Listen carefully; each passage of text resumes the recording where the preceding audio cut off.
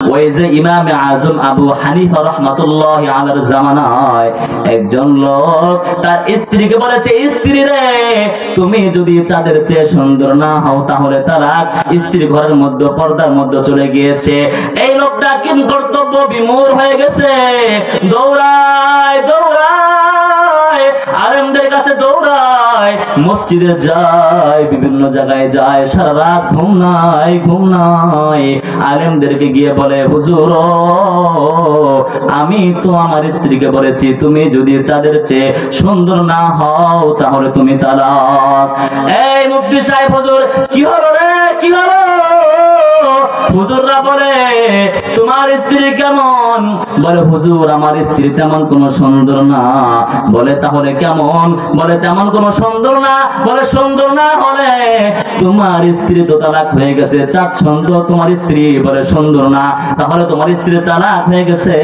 লোকটা কাঁদতে কাঁদতে অবস্থা খারাপ হয়ে যায়। লা ইলাহা ইল্লাল্লাহ, লা ইলাহা ইল্লাল্লাহ, লা ইলাহা ইল্লাল্লাহ মুহাম্মাদুর রাসূলুল্লাহ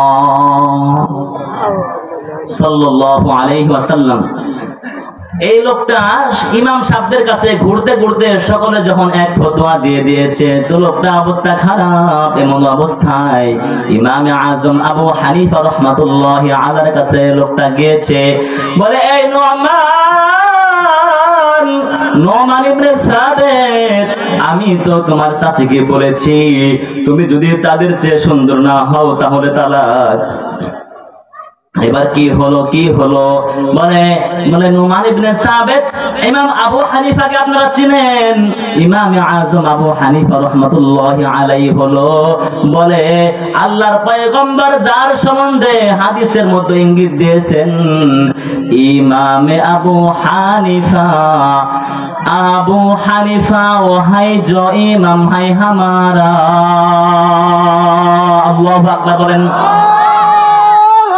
अबू हनीफा वो है जो इमाम है हमारा, जिसके बारे में आया है हादिस में इशारा, जिसके बारे में आया है हादिस में इशारा, बेअश्क नबी जिसने लिया दर्स बुखारी।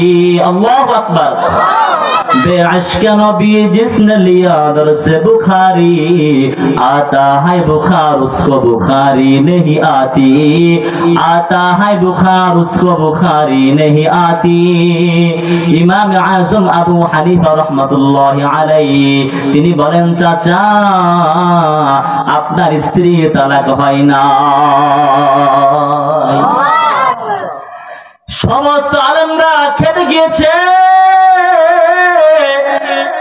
এই নোমান ইবনে সাবিত, তুমি কি বলো? আমরা বলি তালাক হয়ে গেছে আর তুমি বলো তালাক হয় নাই। কেন বললা? কোন দলিলে বললা? তোমার দলিল কি? দলিলটা নিয়ে আসো।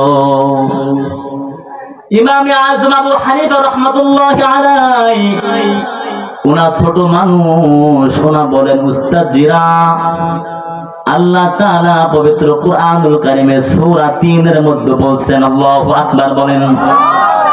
তাফসীরের মধ্যে আসি না বাহিরে চলে গেছি? মাশাআল্লাহ। সূরা 3 এর আয়াতগুলি পড়ে আল্লাহ বলছেন, তিন ওয়াজ-যাইতুন ওয়া তুরি সিনিন وهذا البلد الآمين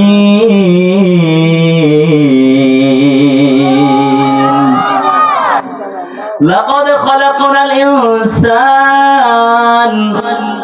ইমাম আজম বলেন, আল্লাহ পাক রব্বুল আলামিন বলেছেন, চারটা কসম খেয়ে বলছেন, আমি মানুষকে সবচেয়ে সুন্দর করে সৃষ্টি করেছি।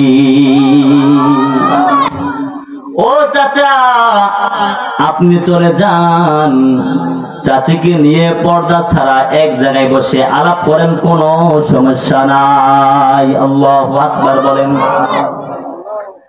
আল্লাহ পাক রব্বুল আলামিন বলছেন, আমি সব কিছুর চেয়ে মানুষকে উত্তম ভাবে সৃষ্টি করেছি, সুন্দর করে সৃষ্টি করেছি। চাঁদ সূর্য, চাঁদ সিতারা, আসমান ও জমিন, লৌহ কলম, যা কিছু আমরা দেখি সব কিছুর চেয়ে আল্লাহ তাআলা মানুষকে সুন্দর করে সৃষ্টি করেছে। ওয়ালাকাদ কাররামনা বানি আদম। ও মুসলমান, দুঃখ আর আফসোস আর পরিতাপের বিষয় হলো আজকে কিছু মানুষ তারা অতি শিক্ষিত হয়ে বলে আমরা নাকি বানরের বাচ্চা, আছে না নাই? কি কথা বলেন না তো আপনারা? আমরা কি বানরের বাচ্চা না মানুষের বাচ্চা?